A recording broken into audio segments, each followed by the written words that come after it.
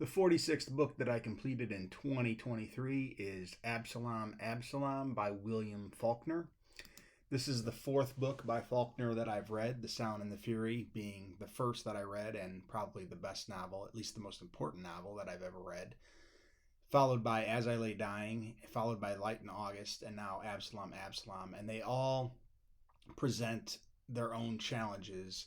Um, I've always thought that the Quentin chapter in The Sound and the Fury is actually more of an obstacle than the Benji chapter, which I think is famously an obstacle.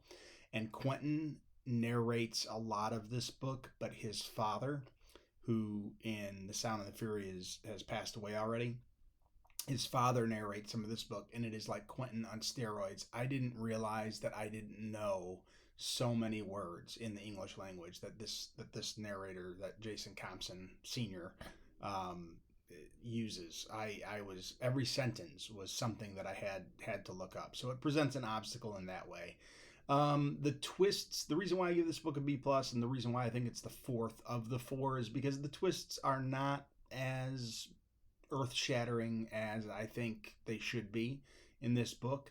It does deal a lot more directly with race than the other books. I mean, I would say that this book is about race, but the way I enjoyed it, and this isn't fair, I don't suppose, but the way that I enjoyed this book was not as a book about the main characters, but as a book about Quentin Compson and what this book teaches me about The Sound and the Fury a year after Quentin Compson tells his roommate the story of Absalom. Absalom, he takes his own life. So it's an interesting character study, I think, of Quentin to know that that is going to happen to him in another book. So I think Absalom, Absalom is very much worth a read.